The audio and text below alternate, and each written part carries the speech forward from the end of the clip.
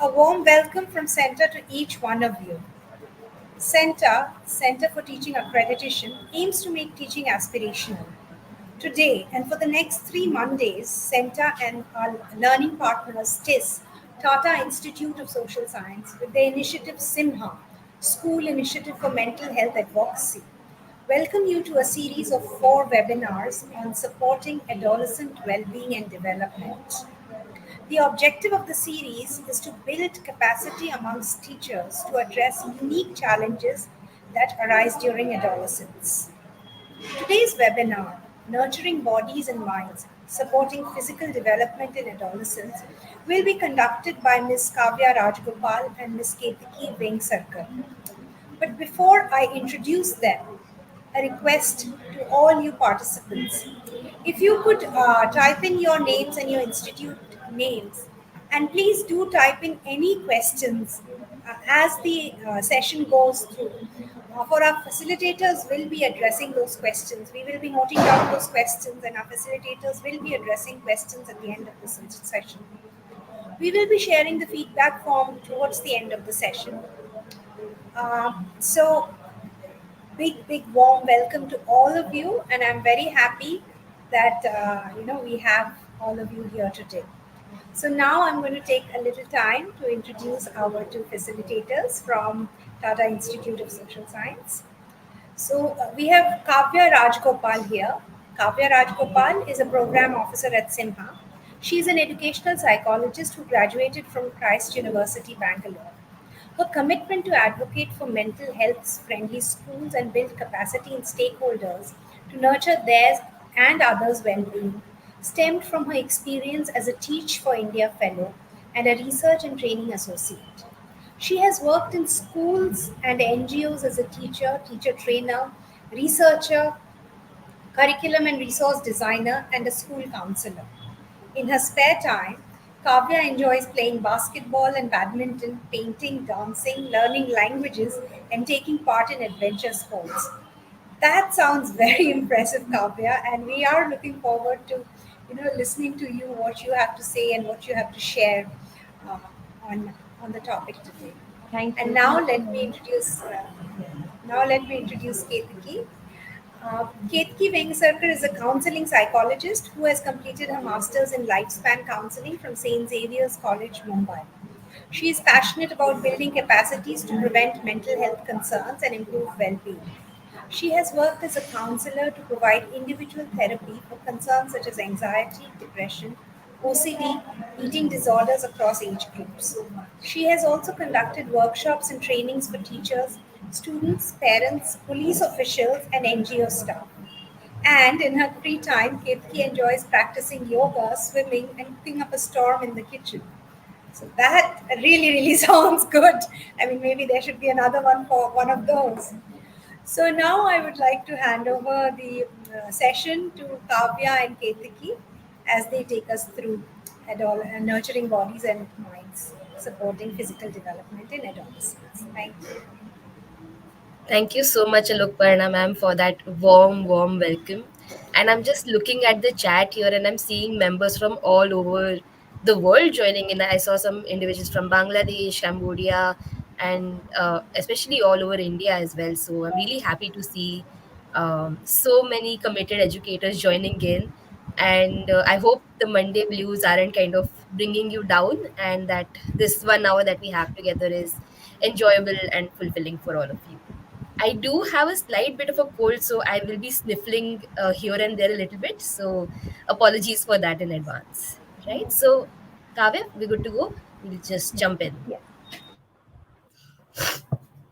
So, um, so I'll just quickly take you through the agenda for today's session.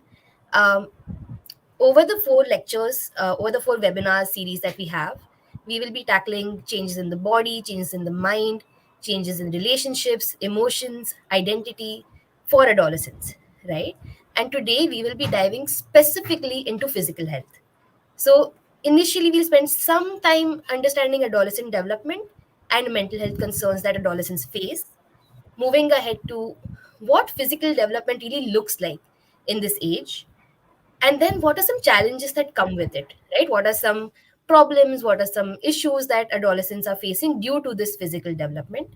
And finally, I think the most important for teachers and educators is how can we support physical development? How can we support adolescents through the challenges that they might be facing, right?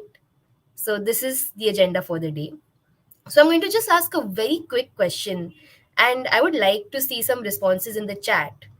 In what way are adolescents different than children? If you meet someone who is 5-year old versus someone who is 15-year old, how are they different? I would love to see some responses in the chat right now.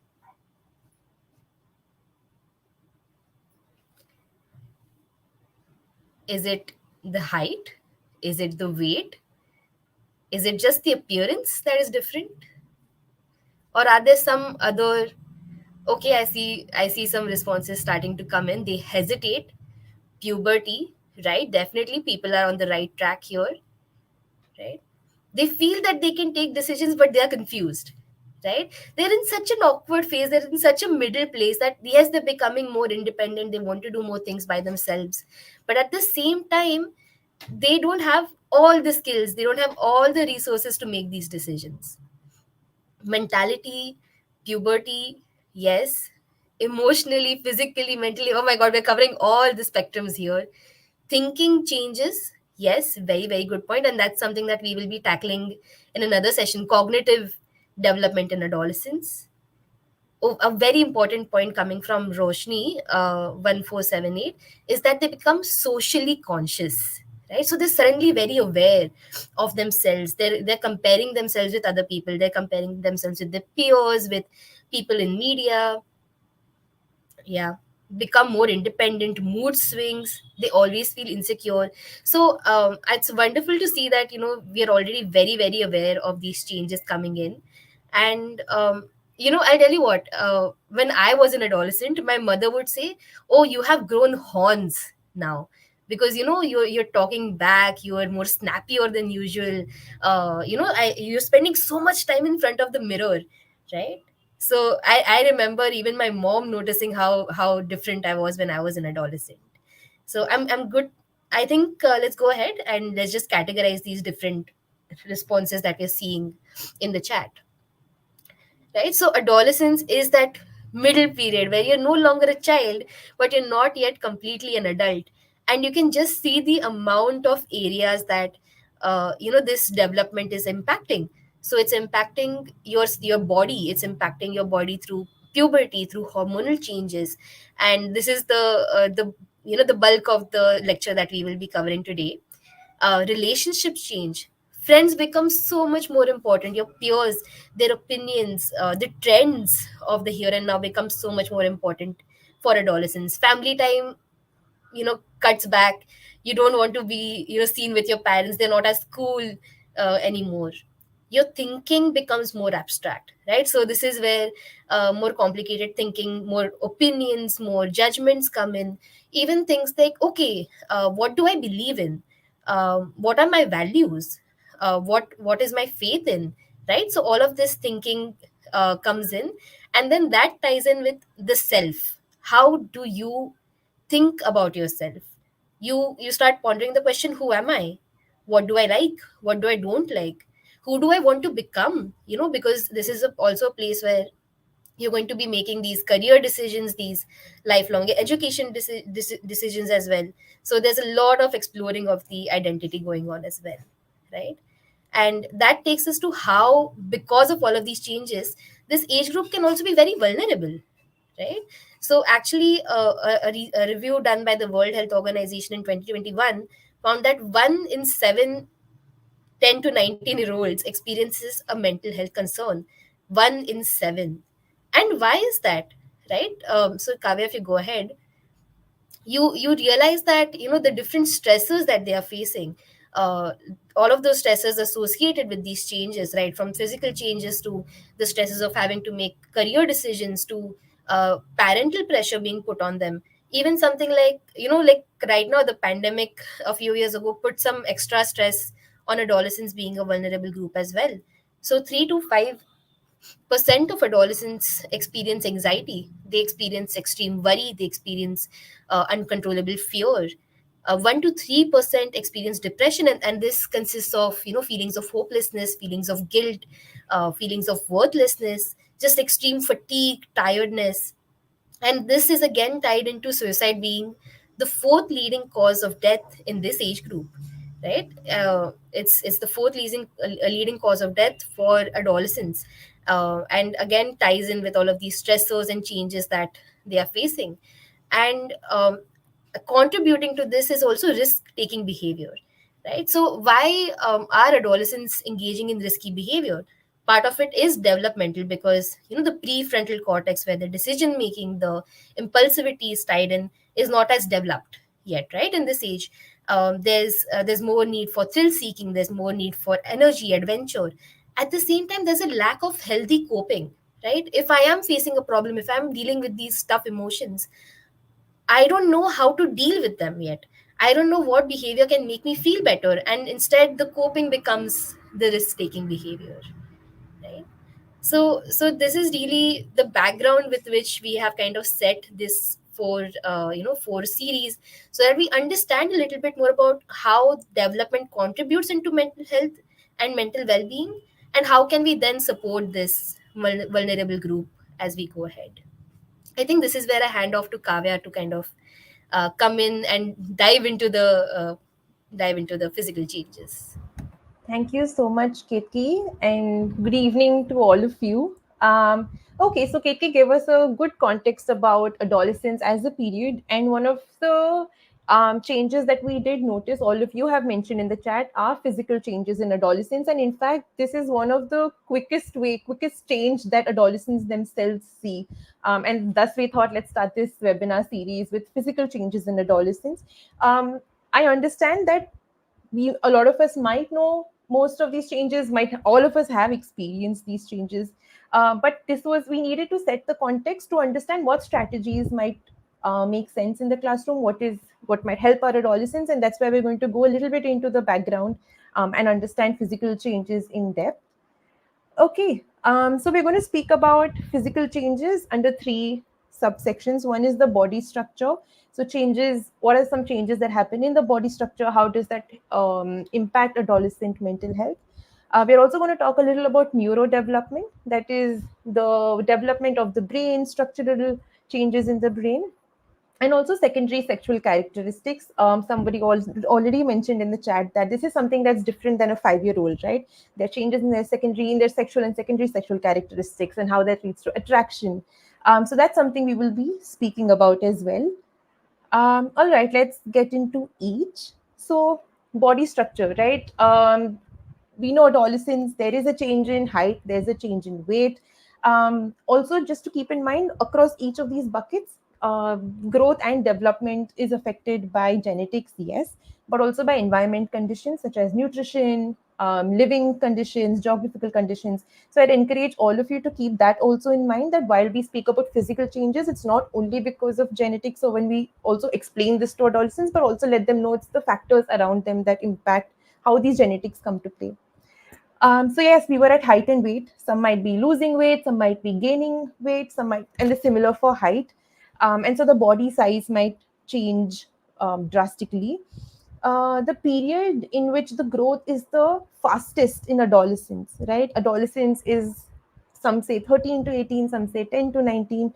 But the period where the growth is the fastest is called the peak height velocity, right? And that's also in common language called growth spurt.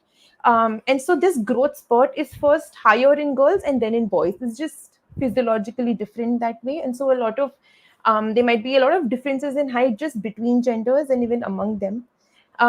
There's a change in muscle mass. So there's a lot more in muscle mass in boys than girls. And also bone age. Bone age is an indicator of um normal maturation, right? So in the process of puberty, there's a rapid progress in the depending on the gender. So in boys, the shoulders widen and the pelvis remains narrow, whereas the opposite is same for the girls, right? The pelvis increases. So because of this, there is a change in the skeleton, in the body form and shape. And how does this really impact the mental health? um, we know, and we've experienced it ourselves, there's always a conversation of early blooming, late blooming. Oh, they are looking a lot more different already. They have already grown so tall, they have already they look different, their body looking different. Some might compare it with regard to weight, some adolescents might compare each other with regard to just body structure and size because of the shoulder width and the waist as well.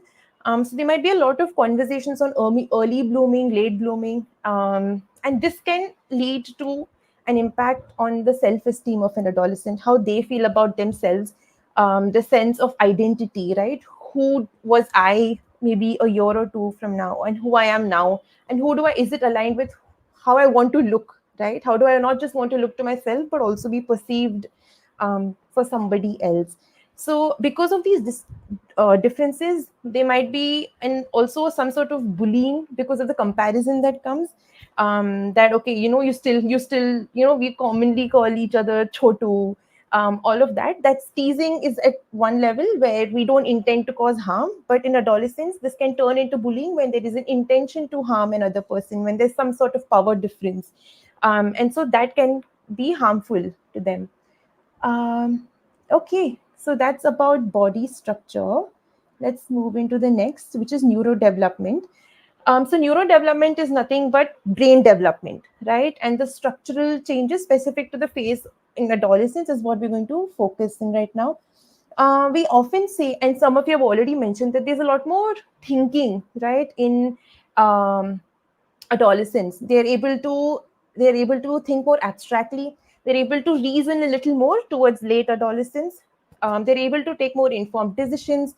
They're able to reflect a lot more, right? Not just on a particular academic topic, but also on themselves, who they are, a sense of identity, and all of that. But how comes they're able to do this all of a sudden?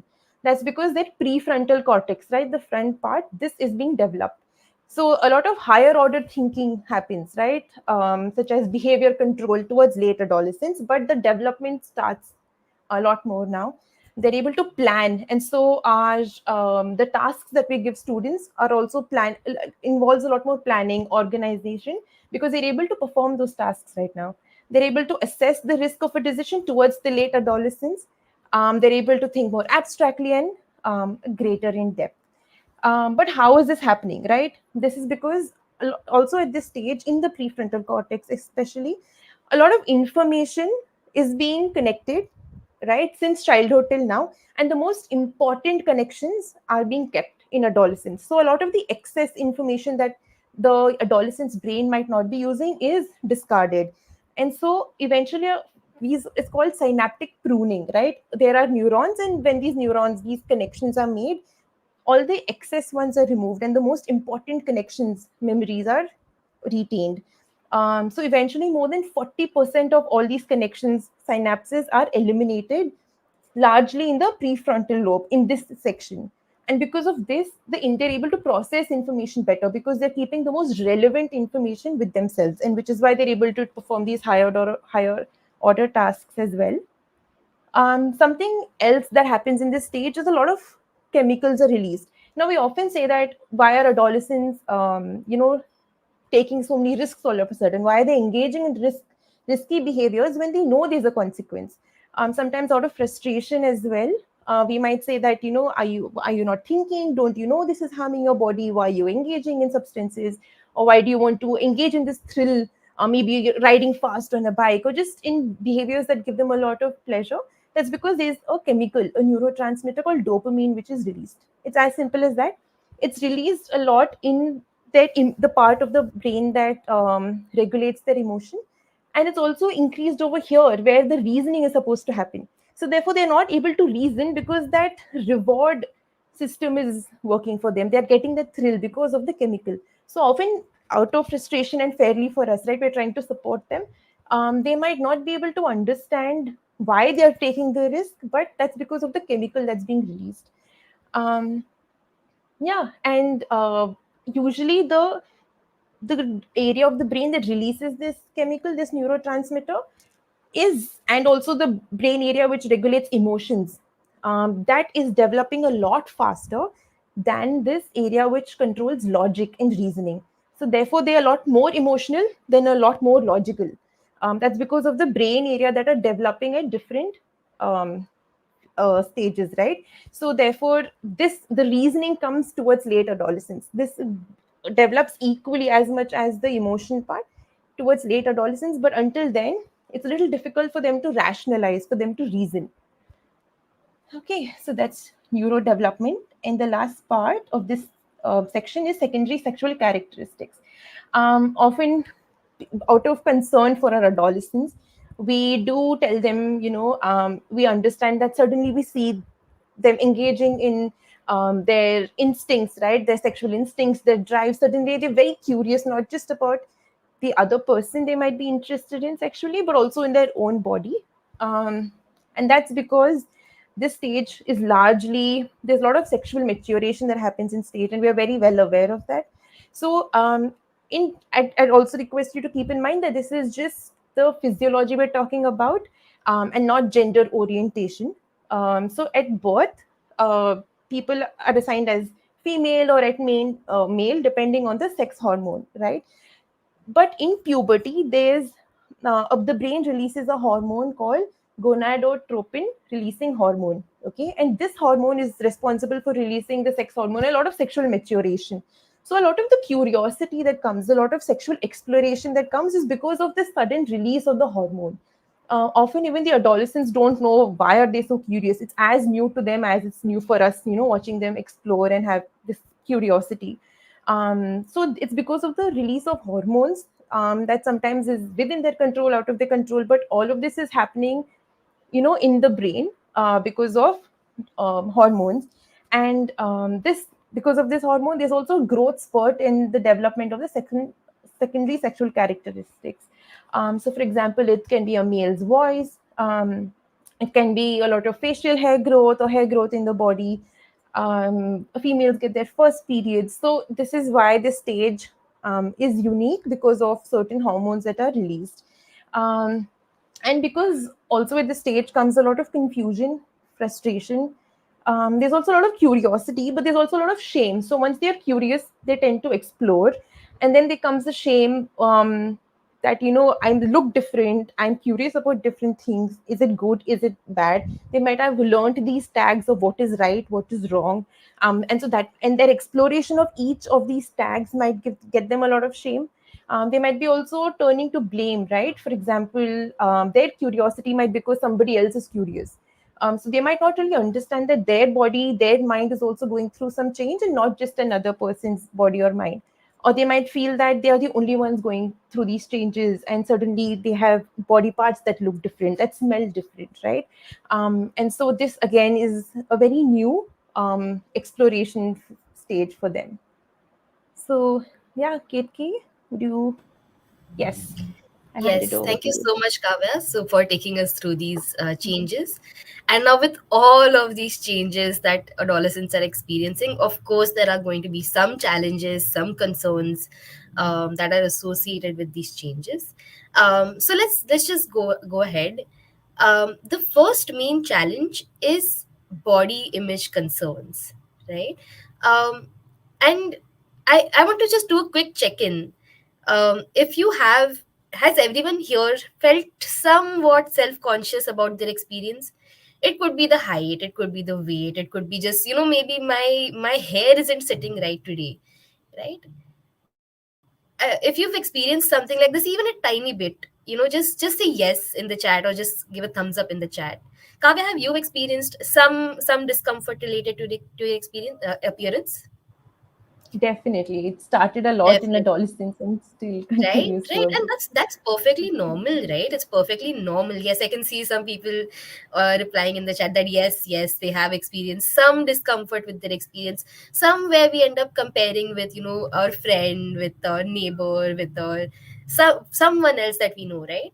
And that's perfectly normal, right? Especially in adolescence, considering all of the changes that Kavya just described, the height, the muscle mass, the weight. It's completely normal. However, sometimes it can be a little more intense for adolescents, right? And it may trigger some underlying issues, some bigger issues that the child is experiencing. And I think um, one issue that might add to this is social media, right? And media in general. Just the amount of just the number of bodies, or just how women, men are portrayed in media, can contribute so much to how an adolescent feels about themselves, feels about their own body, about their own appearance.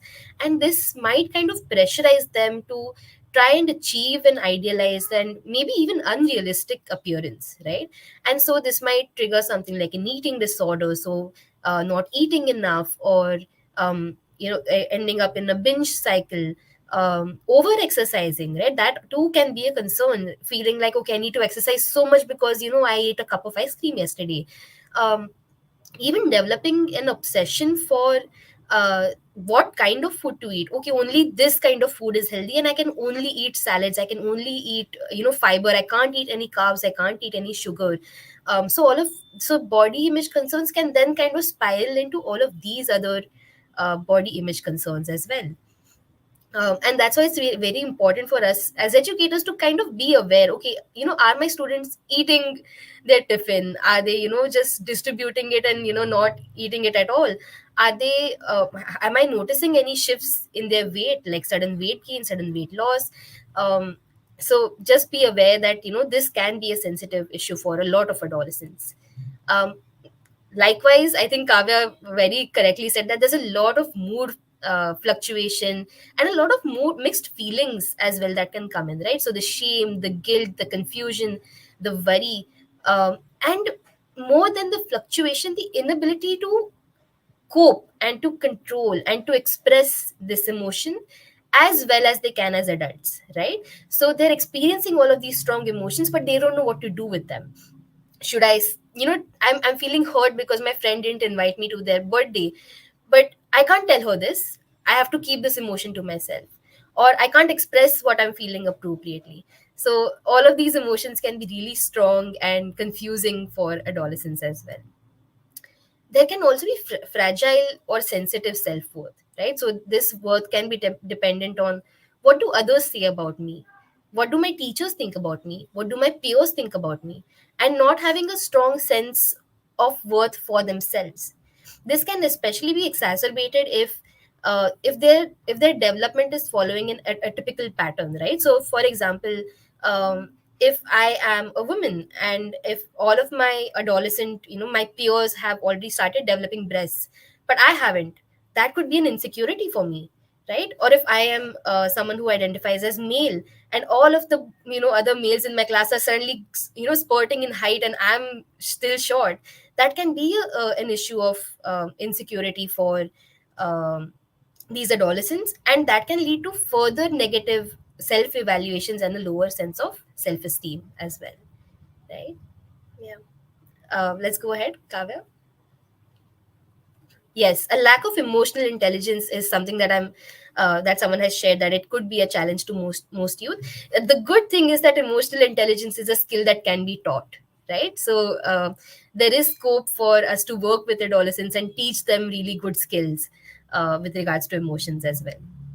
All right, isolation. So isolation is a really huge thing. This could be due to bullying. This could be even something like gender identity or sexuality. This is the age where you're kind of coming into these identities, figuring out who you are, figuring out what you identify as. And there could be a lot of shame and confusion relating to this as well. It you feel pressured to kind of follow the norms that are being set on you. You feel pressured. Okay, everyone else is going to this party, I have to go there to be included, I have to go there to be part of the group. And if I don't, I might be excluded, I might be belittled, I might be left out in future events as well. And again, now tied in with all of this is unhealthy coping mechanisms. This kind of connects to what I said before about there being turning to these, to drugs, to substances, uh, to self harm even, right? Because we don't know how to healthily cope with all of these challenges, stressors that are popping up at this time. So it all kind of ties into each other, which I think is demonstrated very well in the coming slide. Kavya, if you can go ahead. Right. So this slide kind of ties in everything that we just spoke about, right? So there are physical changes. That physical changes, with the hormones can lead to emotional dysregulation. So emotional dysregulation is kind of like that wave where emotions come in, they're very, very high, they're very intense, or they just go very, very low, and it's hard for you to get out of that pit, right? And it's kind of an exchange with each other where the physical changes bring in all of these concerns like the mood fluctuation, the body image concerns, the impulsivity, the poor self-esteem, group changes, isolation, loneliness, and then they add to that dysregulation that you're feeling, but you're not able to regulate yourself, you're not able to make yourself feel okay, right? So it's all kind of a reciprocal relationship, it's all tied into each other, and then that can lead to maladaptive coping. So it could lead to self harm, it could lead to um, risk taking behavior, it could lead to even things like just quickly getting into a fight, quickly getting into an argument with someone, not knowing how to regulate your anger. It can also be internalized, right? So some students act out, that's externalized behavior. Some students kind of take it inward, right? So they might end up becoming depressed, they might find it hard to be part of communities, they might isolate themselves, and likewise other mental health concerns as well. So it's all kind of tied in together. But the good thing is that there are ways for us to help students through these challenges, and I think I'll hand over to Kavya to take us through these different ways. Thank you, Ketki, for setting the context so strong for us. We're going to go to the section we are most excited about. What can teachers do, right? And this is not just within the classroom space, but also just in the school space or in their interaction time with adolescents. That could be corridors, pathways, hallways, just to make the most of our time and the interaction and the face time that we get with adolescents. Um, all right, let's just start. But so right now, what we're going to do is talk about physical development in specific. In the other webinar sessions, the other three other sessions that are scheduled, we'll be talking about specific strategies that teachers can plug and play for those um, themes and topics such as emotional development and social development. But this is with regard to physical development, and I'd encourage all teachers to please put down any strategy that is working in their classroom in the chat box, so that other teachers from other schools, states, countries can also go, just take that strategy and also use it in their classroom. All right. Um, let's get started. So we're going to understand how do we create a safe and supportive classroom environment through four different domains, right? One is things that we can keep in mind while speaking to adolescents openly and comfortably. We're going to see how can we create dedicated group sessions for adolescents, how can we use that time with them. If there are some reflective assignments we can give adolescents and invite them to understand their experience, and also just using role models as and just introducing role models so that adolescents don't feel that this experience is in isolation just to them, right? That only they are experiencing this. So let's get into each of these one by one. Okay. So speaking openly and comfortably, just consider this a three-step process. Okay. So first we have a non-judgmental stance, and then we start speaking to them. We start asking them questions, understanding where they are, and then we start explaining it. So step one is just having a non-judgmental stance. So for example, an adolescent comes up to you and says that, certainly I saw my body shape changing. I have breasts, they're looking bigger, and they're crying, right? So first is to have a non-judgmental stance. They are in pain, confusion, frustration, some amount of guilt, shame. We don't know what they're going through. So instead of saying, "Oh, you're overreacting. It's no big deal. What is there to cry about this?" Right? But just we are not going to judge their experience. We're just going to let them know that I know you're feeling confused right now. We have to understand what they are feeling and use and just state that. Oh, I see you're feeling a lot of pain. Oh, you're really confused right now, you're really frustrated, you're sweating. So just observe what the adolescent is feeling and feed that back to them, instead of saying their experience is too small, too little. Let's not belittle them, right? We're just going to have a non-judgmental stance. We need to validate the adolescent's experience and acknowledge where they are. So say, oh, okay, yeah, there is a lot of change that is going through. you are going through a lot of changes. If they share that, suddenly they look different, so just say yes. Or I see, I think, you've started observing your body a lot more right now. So we're just going to say that yes, it is a confusing phase. Yes, that the confusion they're going through is personal to them. So we're not going to say anything is right or wrong, right? When it comes to their development, we're not going to say what you're thinking is wrong or what is happening is wrong or what is happening is right. But you don't have to cry about it, right? Because with physical development, we know they're developing emotionally as well, and they're also really confused and frustrated. And any human being, all of us, right, when at some level of confusion and frustration, we do have our own ways of coping. We might cry, we might just shut down and not speak to somebody for some time. And it's just similar to them. It's just that stage of crying and shutting down and feeling frustrated, feeling angry comes a lot sooner because they're unable to think, right? They're just feeling a lot right now. So one is just to have a non-judgmental stance. Step two, right? Once they are feeling calmer, now if an adolescent is angry and irritated and is sharing something with a lot of frustration, they are not in a space to listen to us, right? Um, they might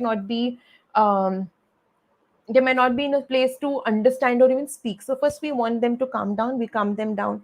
We can take them for a walk, do some breathing exercises, grounding exercises such as 5, 4, 3, 2, 1. You can Google this. It's a very simple exercise. So we calm them down, and then we start being curious, and we give them care, right?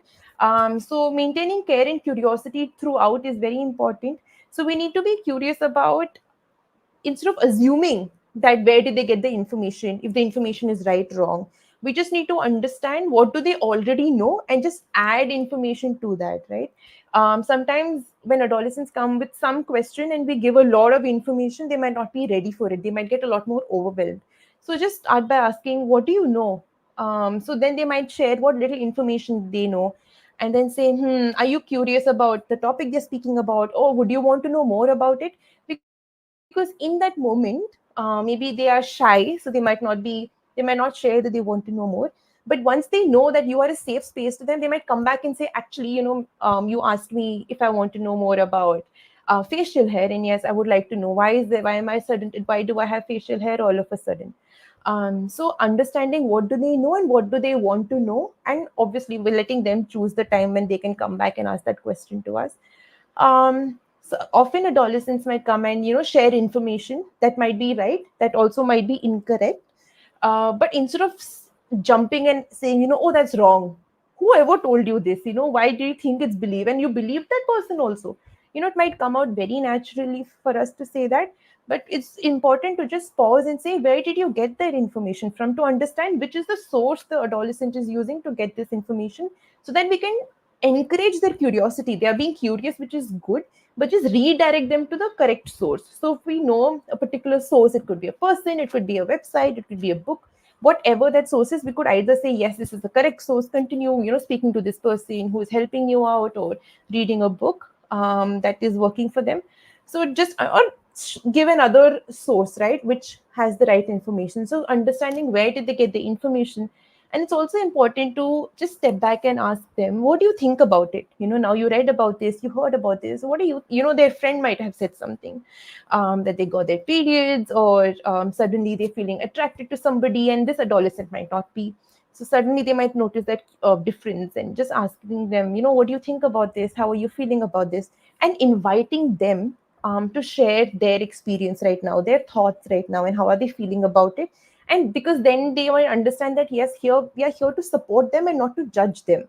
We want them to have that change in lens, because at this stage they're also very critical about how they look, and how are they perceived by others. So they need to see that we are here for their safety, and for their well-being, and not to point a finger at what they have learned or their changes in their own body. So that's second step.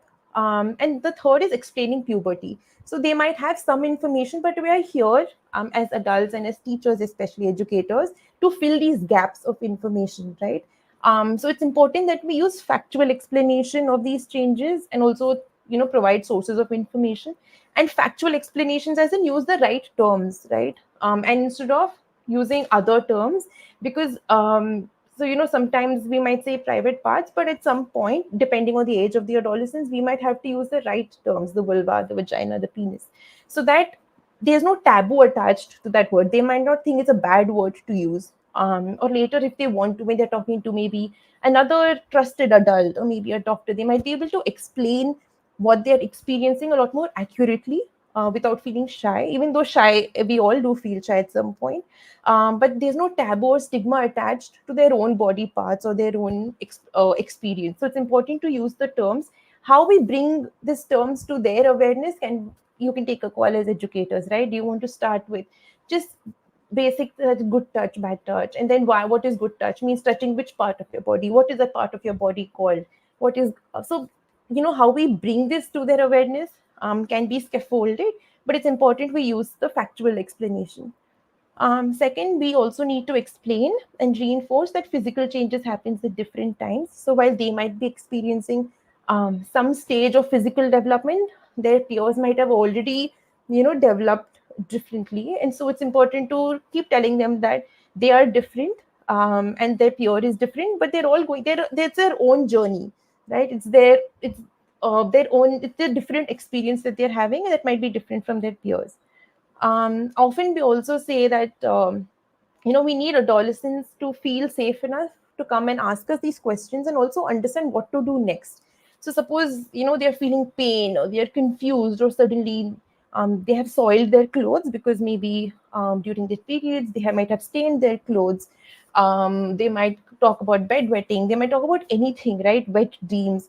So it's important that if they consider us as safe space where they spend a lot of their school time and classroom time with, we can also educate them on what to do next, right? If you're feeling a certain way, whom can they speak to? If there's anybody at home they're feeling safe to speak to about this, if they've soiled their clothes, what should they do? So it's also important that we offer them, if they come with questions on what to do next, we have that information, and also have that conversation, make space for that conversation with them. So this is about speaking openly and comfortably. Next is to dedicate group sessions. So if possible, dedicate sessions where these are just spaces where adolescents or students, group of students come together, and they speak around sub themes such as either you can give the themes or they can give the themes. It could be on compassion, it could be on change, it could be on respect, and then through these themes talking about why is it important in this stage, what are some, or just psychoeducating them about the physical changes they're experiencing and how it's different for different people and how can we be compassionate and respectful about that. So first is to have ground rules. Since there might be more than one person speaking in this space, it's important that this space has ground rules, right? How do we, if there's going to be respect in this space, how do we show respect? Okay, that when we want to speak, we raise our hands. Now, if they say that, okay, this space should and how else can we show respect is by looking at each other. So when they identify a certain value they want to show in the group session, they also have to say how are they going to show it. So if these ground rules come by adolescents, it becomes a lot more easier for them to abide by it, right?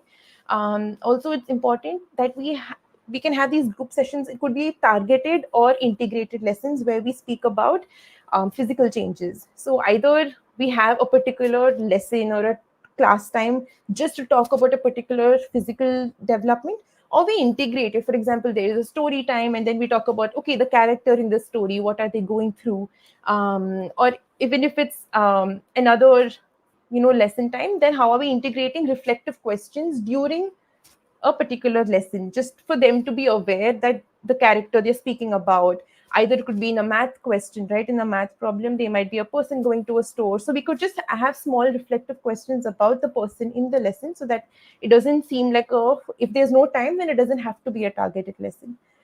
Sharing circles is a great idea where we all sit in circle, the class, the entire, all of the adolescents and the educator, and they just have conversations on a particular theme. So, for example, one theme could be something that reflects, go out in the school or in the classroom and gets one item that reflects growth, right? So, somebody might get a leaf, somebody might get something. So then they get back and they say, okay, each leaf looks different, so because they're different veins, and then we can tie it back to, okay, as adolescents even we might look different, but we need to respect it. We can also ask them, to tell them that how memory is different, their brains are now different, structurally different. So yes. So how the favorite memory, the amount they can remember when they were a 5-year-old versus their 15-year-old will be very different. That's just to get them talking about memory. They could have a activity called Dear Class 7B, where the teacher writes down problems saying that, oh, my friends are ignoring me because I look different. And as a class, they have to provide the solution. So the teacher can just have these chits ready. One student picks it up, reads the problem, that, oh, certainly now when I start playing games, I'm smelling a lot. I have started sweating a lot more and I have this body odor. I don't know what to do. I'm feeling shame. And so the entire class has to solve that problem. What would they tell the student? What should they do? Should they feel shame? What should they do to not feel the shame, etc.? So this way the class gives the solution for this. There's also hormone Olympics. So this is depending age group. If it's some students towards 8th, 9th, 10th, 11th, they might be able to enjoy this activity a lot more. So there are 3, 4 hormones, and they are a reporter from the human body radio, and they have to say which hormone would win this Olympics, right? So they have to mention the hormone they selected, how is the hormone released. So this way they're just getting a lot more aware of their own body and what's happening. So if they say estrogen is winning, they might be able to justify why is estrogen winning at this stage in their life, or how is it helping them, right? So we can give these guiding questions and ask them to reflect accordingly. Okay, reflective assignments. So we can also, if there's any disrespectful behavior in the classroom, we can use restorative practices, right? If there's, for example, two students have been teasing and it has gone up to bullying, then we just get them to reflect on certain topics, such as why is it important to be body positive? What does it involve? Some If they had shamed each other, then what are the mental health consequences of body shaming? So just giving them that open space to go refer to sources and come write up about it, or record their observations however they prefer. How does social media and media in general impact body image? What has been the impact of it in their classroom among their peers? So these are just some prompts you can use to for reflective assignments. Okay, role models. So we know a lot of our adolescents and us as adults, we often align with role models. We have our own, and adolescents especially enjoy pop culture references, right? For example, there's K-pop, there's K-drama, there's our own Bollywood and Tollywood, and all of these different. There's also sports, so there's always role model and pop culture references that they enjoy, that they relate to. So every time we bring forth a role example of a role model or their experience, they will be able to understand that what they are going through is not just to them. It's not, they're not experiencing this in isolation. And it will also promote inclusivity, right? That what they're going through, somebody else is also going through, and how are they overcome it, how are they coping. So we can use these examples. There are a lot of videos on the internet as well of different celebrities and well-known artists speaking about their experience with regard to body shaming or bullying. And so adolescents will understand that this is a concern experienced universally, and then what can we do about it? And it's okay to speak about it. There's no taboo. Um, Yes, we could also describe videos of playing people describing their experiences, so that they understand that the struggle that they have faced is similar to every other person experiencing. Okay, so there's curriculum. So it's important to incorporate relevant topics into the curriculum. So one is sexual health education. A lot of us might not be trained for this, but there are a lot of resources on a simple Google search that we can access and just familiarize ourselves and give a basic sexual health education. So you can always empower adolescents to navigate through their challenges by providing comprehensive information. So this information, the way you present this information is important in topics like consent, sexually transmitted infections, puberty, contraception, and also healthy communication of their curiosity, their drive that they're experiencing. So topics like this can be introduced in a very scaffolded step-by-step manner, right? We need not walk in one day and say, good morning, today we're going to talk about STIs, right? Because then they might feel shy, they might feel hesitant to ask questions or even intake and process that information. So on day one could just be that, okay, from now for the next 4 weeks, we're going to talk about this topic. But today, let's just decide rules, right? When we're going to speak about sexual health, what are the rules we're going to follow? And then the next class can just be an invitation for them to share what are they excited to know about, and what are their hesitations, right? So slowly we need to build that rapport. We might have an existing rapport as an educator and as a student, but to talk about a topic that might be sensitive to them, we need to build that rapport for their particular topic. So slowly building that rapport might help them have honest and organic conversations with us as educators. It's also important to speak about attitudes and behaviors towards sexuality and relationships, so that when they have their own, questions, they physically they feel they look a certain way, but their gender or orientation is different. They might start feeling safe to have these conversations and more accepted and invited for such conversations. Um, and mental health education and resources is nothing but incorporating mental health resources into the curriculum, so that they're able to understand the impact of the changes that they're experiencing on their mental health. So some of the topics would be on relationship between different health, right? Your physical health, your mental health, your emotional health, your social health, on healthy coping mechanisms.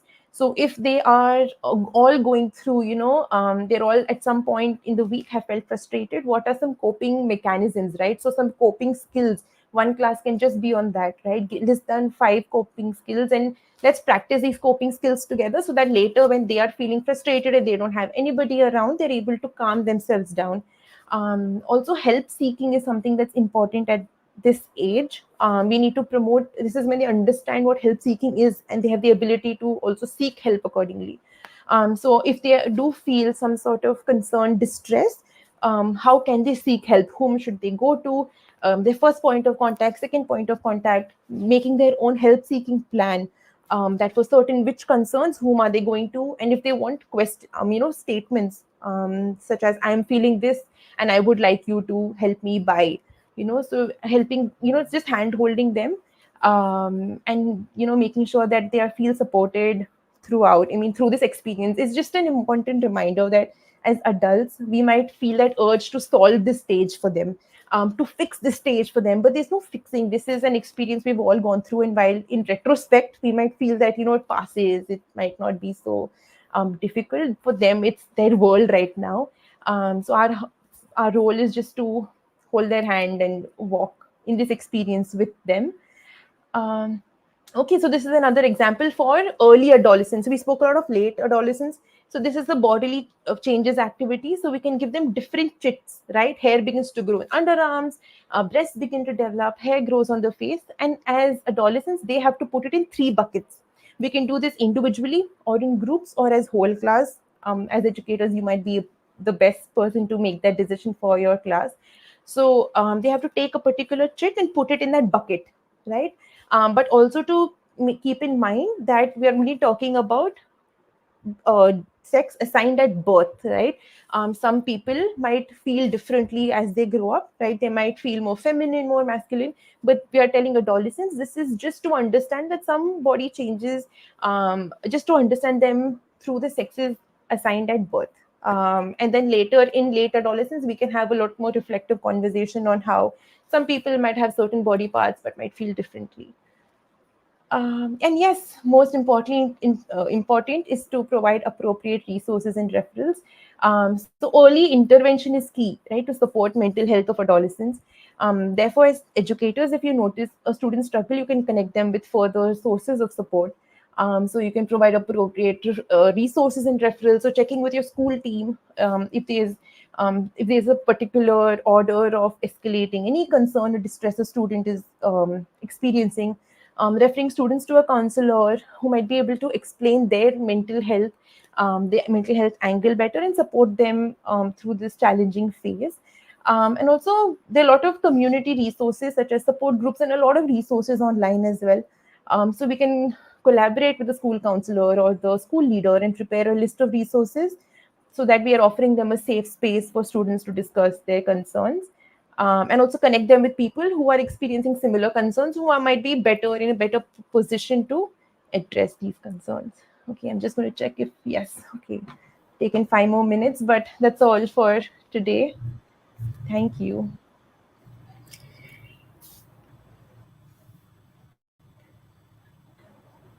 Alok Parna ma'am, do we take questions now? Oh, sorry. you're I'm on so mute. sorry. I was on mute. Yes. Yes. Yes. Thank you so much for this really, really very, very interesting session. And yes, this is the, we have a few minutes and you can take some questions. In case you have the questions with you, please go ahead. Otherwise, I have noted down some questions and comments that I would like to share. Please go ahead, Alokparna ma'am. You can share the questions. Okay, so I got some very very interesting questions. First of all, the people were a lot of participants from all across, from Ghana, from the Middle East, from all parts of India, are very happy to have this session. You know, I've gotten one comment, especially thanks to the center team for making this, for taking, thanks to the team for taking this topic. It's very essential for educators and parents too. And the questions that came up were how can we support, and you had the question, how are children and adolescents different. So you were talking about physical and emotional differences, as well as something very something that I didn't know was that suicide was the fourth leading cause of death amongst teenagers, and I thought that was something very very significant. So we had a question from Suma Vivekanandan, which I thought was very interesting, is that why this age is kept as life-changing ages. Uh, Sorry, why during this age, which is kept as a life-changing, all the board exams and competitive exams, why do they have to give it at this age? Don't you think it is high time to change it?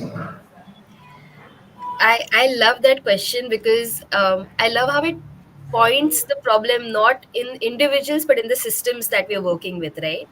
And and that's a very fair question. I don't think there's a right or wrong answer to that, but it is something to definitely think about why this age where so many changes are happening and we're still kind of figuring out our identity, and even early adulthood, right? Like I remember my early 20s also just being like a mess, not knowing what I'm going to do with my career and everything. So I completely agree with just the sentiment behind that question, that okay, like this is such a hard time. So I would say that yes, there definitely needs to be some systematic reform with when it comes to education. And I think maybe the new education policy that's coming in India at least is maybe a step in that direction, and maybe hopefully they will lead to like cascading changes as well. And finally, I think since we can't go ahead and change the system as individuals, but we can still support adolescents through it, which we're doing right now just by attending True. this webinar. You're supporting adolescents. Absolutely. I mean, that actually brings to another interesting question from you had made a point on the role of media, how that media is, making like adding to the stress. But somebody pointed out that in our time, social media did not have that much of an influence in life, yet teenage was, a time for angst. So, I mean, how do we address that? Kavya? Sure. I think so. I understand that while even today, a lot use there might be people who might actually not be using social media, and their body shaming concerns or any concern might be coming with their experiences just through interaction with people. I think either which way, right, we need to we just, I think, psycho educating them or bringing their awareness at the forefront is important, not whether it because the comparison was in social media, or because it was through movies, or because if it was in media in general, or because if it was a classroom conversation. The source of the conversation definitely matters, so that we are being more mindful of the source. But at the end of it, we still need to make them aware of their changes and invite them to tell us how can we support you, right? You are feeling frustrated Absolutely. lately, this is why. Please tell us how can we support you. Let's collaboratively do this instead of saying this is what I will do for you or this is what you should do. I think our Absolutely. Absolutely. yeah. I completely agree. I completely agree on that. It doesn't matter what the. I mean, I'm sure there were other issues back then which we've kind of forgotten, but the main thing is that we are addressing it, and we are addressing it in a more systematic and a more informed manner. Yeah. So there is a question about what about the adolescent who talks extra mature, who talks about extra mature things, especially about the opposite gender, Right. and yeah, so that is something that has come up. Very, very fair question. I think the way to kind of handle this is empathy, but also knowing logically and safety wise, or even policy wise, what works for you, right? So different schools, different organizations, different countries have different laws, rules, and regulations regarding relationships, regarding interactions as well. So there needs to be awareness about what is okay for your organization, what your country, your area, and being empathetic, understanding that yeah, this is normal, but yet these are the rules that are in place, and why are these rules in place for you, right? So it you can be understanding but firm at the same time, is Absolutely. what I would say. Very, very, very correctly put that understanding but firm. So, another question is how can we encourage adolescents to seek help and share their feelings as they begin to be secretive at this age? I know you have, given us a lot of strategies. We've talked about maladaptive coping, where the children are both externalizing their behavior or internalizing it. So I just am quickly summing up what you've said, but please, after that, please go ahead. So you've asked teachers to take a non-judgmental stance, asking instead of assuming, validating, explaining. Some comments have come up as such as avoid being sarcastic or taunting to adolescents, and we need to respect and tolerate opinions and ideas without, you know. Questioning their trust and confidence. So these are some of the comments as well as the question that came up. I would like you to take up if there's anything else you can add to that. Kavya, do you want to take this one up?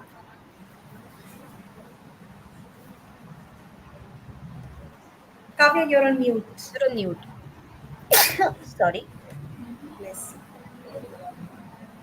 Oh no, Kavya, we can't hear you. It's okay. I'll go ahead. So um, the thing is, we can be there as listeners, as empathetic listeners, as someone who understands, who is non-judgmental, and despite being all of these things, we still can't guarantee that an adolescent will open up, right?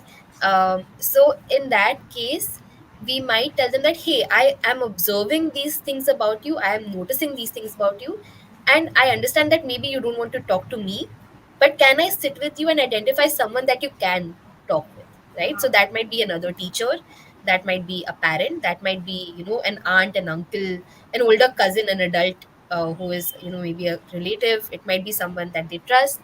So if they're not comfortable with you, which is completely fair, right? That's completely normal.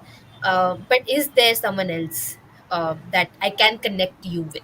So this is where the sharing of resources, sharing the connections, really becomes very important.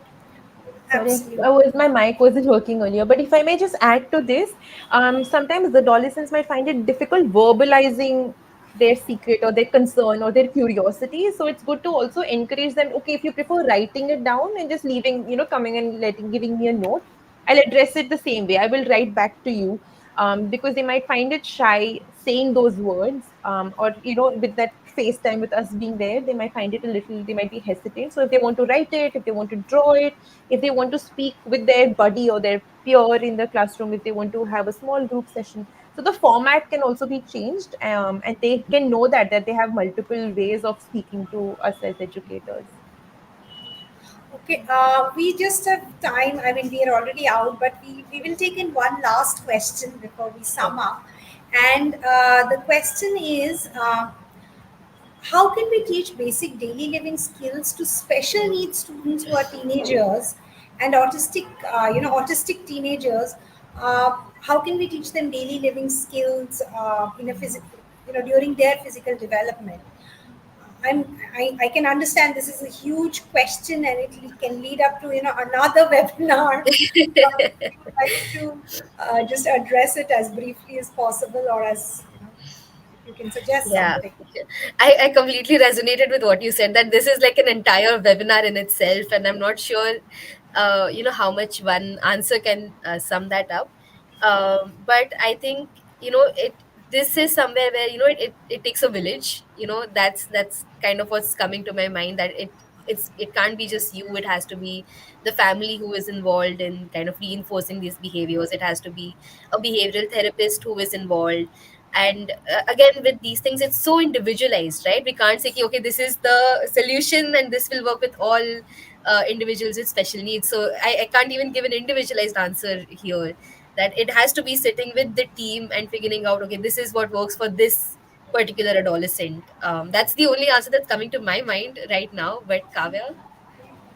I agree. I think first is to get a professional because they might be able to assess the skills that the student might need, and also plan it out, because they might not be they have special needs. They might not be able to learn all the life skills at the same time as a neurotypical child, and so therefore it's important to understand which skill are they need to do they need to learn, and then scaffolding it. An or adolescent, a neurotypical adolescent, might be able to learn a life skill or a living skill, sorry, maybe in a span of week, for example, how to tie a shoelace or how to button their shirt or just grooming. But a child with special needs might learn that very, very slowly and might just be able to do one fourth of the task. But I think, as Katie said, we might need a lot more people and helping hands to support the child. Absolutely. As you said, it takes a village to bring up a child, and here, of course, it's a lot more than just the people, right? So, but thank you so much, Kavya and Ketaki. I wish we had time for more questions, but we are sure, we are running out of time. In fact, we've run out of time. It was indeed a very, very illuminating session, very engaging and informative for our community of teachers. I'm sure that our teachers have gotten a lot of takeaways. Let me quickly uh, go through some of the main things that I thought were being very, that were very interesting, and what teachers can do to help their students in their classroom. So I thought activities such as circle time, hormone Olympics, I thought that was a really interesting one. Reflective assignments, and even the ones with the bucket, where they were putting their whatever they were going through in the respective buckets. Role models and pop culture references. I thought that was a very, very, those were very significant pointers that we could work on, and we could include in our regular day-to-day teaching. And of course, having things like sexual health and mental health education in our curriculum, so that we can empower the adolescents, and we can. Another very important thing was that we set rules on how to discuss these topics, and then actually have very, very organic conversations with our teenagers. So, with that, we will come to a close, to our session today. Our next session, I'm really looking forward to that, which is the second part of this four webinar series. Part two will be navigating the storm, understanding and nurturing emotional development in adolescence. So, I'm sure all of us here are eagerly looking forward to that as well. And a huge, huge thank you to all of you who've been participating and who have been putting, all your very interesting and very pertinent questions up there. A lot of you have also, given the feedback, and those who haven't, another reminder, please. Once you fill the feedback form, I think you will also get a certification in the next session for attending this session. So, how to enroll for part two of this webinar? It's, I guess, the same way that you enrolled for this one. Harsha has already shared or will share. And meanwhile, thank you very much and have a lovely, lovely evening. I look forward to session two. Right. Thank Thank you, you, Thank you, Alok Kavya. Look Thank Parna you. Parna ma'am. ma'am. Thank you to the audience for being